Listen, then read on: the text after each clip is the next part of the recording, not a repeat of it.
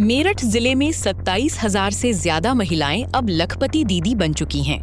ये महिलाएं बीसी सखी, बैंक सखी, समूह सखी और विद्युत सखी के रूप में काम करते हुए अपने परिवार की आय बढ़ा रही हैं और आत्मनिर्भर जीवन जी रही हैं।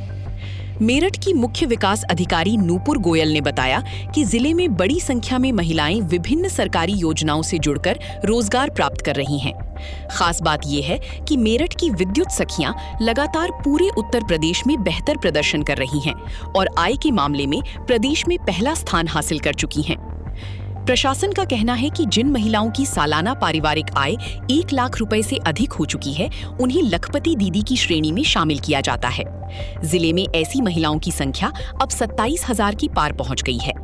प्रशासन का लक्ष्य है कि साल के अंत तक और बड़ी संख्या में महिलाओं को इस श्रेणी में शामिल किया जाए। इन योजनाओं से जुड़ी महिलाओं का कहना है कि उनके जीवन में बड़ा बदलाव आया है।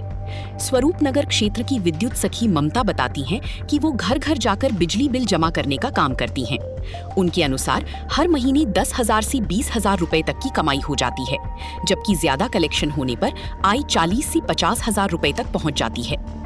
10 से 20,000 रुपये मंथली हो जाता है। यदि ज़्यादा कलेक्शन करें तो हमें 40 से 50,000 भी इनकम हो जाती है। डोर टू डोर जाते हैं और कई बार हमें बिजली घर से भी कॉन्टैक्ट आ जाता है कि भाई हमारे यहाँ पे साइड नहीं चल रही और हमें यहाँ पे आके आप कलेक्शन का काम करो। कई बार नेट नहीं आता, कई बार कोई दिक्कत होती है, हम लोगों को बुलाया जाता है। अच्छा, तो कैसा लग रहा है? अच्छा लग रहा है मैम, इससे हमें बहुत ही अच्छा लग रहा है। हमारा घर चल रहा है और हम अपने बच्चों को भी शिक्षा अच्छी दे पा रहे हैं। बहुत ही अच्छा काम है। वहीं बीसी सखी नीलम शर्मा का कहना है कि गांव की महिलाएं अब डिजिटल लेन देन के लिए उनके पास आती हैं। कोई पैसा जमा करता है तो कोई पैसा निकालता है। छोटी छोटी बचत भी अब बैंकिंग व्यवस्था से जुड़ रही है। नीलम का कहना है कि आजीविका मिशन से जुड़ने के बाद उनकी आय बढ़ी है और उन्हें समाज में नई पहचान मिली है। मेरा काम डिजिटल लेन देन का है और मेरे यहाँ पर गाँव में सभी लेडीज आती हैं अपना लेन देन करने के लिए। जिनको जमा करना होता है पैसा वो जमा करती हैं, जिनको निकालना होता है वो निकालती हैं। छोटी छोटी अपनी बचत से वो मेरे पास आती हैं और पैसे जमा कराती हैं। मैम कितनी आमदनी हो रही है? पहले क्या करते थे, अब फायदा? नहीं मैम, पहले मैं एक सामान्य महिला थी और आजीविका से जुड़ने के बाद काफ़ी मेरा काम अच्छा चल रहा है, जिससे कि मेरी आजीविका के स्रोत भी बढ़ चुके हैं। इसी तरह विद्युत सखी भुवनेश्वरी बताती हैं कि पहले उन्हें घर घर जाकर बिजली बिल कलेक्शन करना पड़ता था, लेकिन अब लोगों को जानकारी होने के कारण कई उपभोक्ता खुद उनके पास पहुंचते हैं। उनकी मासिक आय 15 से 20,000 रुपए तक पहुंच चुकी है, जिससे परिवार की आर्थिक स्थिति मजबूत हुई है और बच्चों की पढ़ाई में भी मदद मिल रही है। मैं एक विद्युत सखी के पद पर कार्य करती हूँ UPSRL के द्वारा।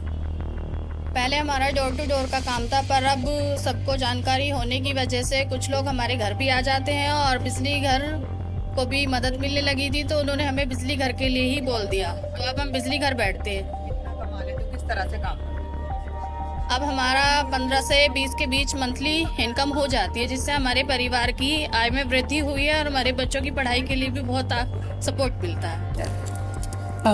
नेशनल रूरल लाइवलीहुड मिशन के अंतर्गत यूपी सरकार के द्वारा एक बहुत ही अच्छी स्कीम चलाई जा रही है, जिसमें वुमेन एम्पावरमेंट के लिए बहुत ज़्यादा काम किया जा रहा है। इसी के चलते जनपद मेरठ में भी बैंक सखी, विद्युत सखी, बीसी सखी, समूह सखी, ऐसी बहुत सारे और एम्पावरमेंट के साधन महिलाओं को दिए जा रहे हैं, जिससे वो लोग आगे आए, कुछ काम करें और अपना वेतन कमाएं।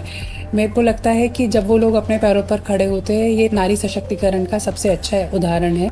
इसी के चलते जनपद मेरठ में भी 122 बैंक सखी आज के दिन में कार्यरत है और लगभग 450 बीसी सखी यहाँ कार्यरत है। आपको जान के हर्ष होगा कि मेरठ में रहने वाली विद्युत सखी आज पूरे प्रदेश में सबसे ज़्यादा कमाने वाली विद्युत सखी के रूप में आज उन्होंने अपना मुकाम हासिल किया है। और लखपति दीदी की जब हम बात करते हैं, यानी ऐसी दीदियाँ जिन्होंने अपने पारिवारिक आय को 1 लाख से ऊपर कर लिया है, ऐसी भी यहाँ जनपद मेरठ में टोटल 27,000 के अराउंड लखपति दीदियाँ आज बन गई है।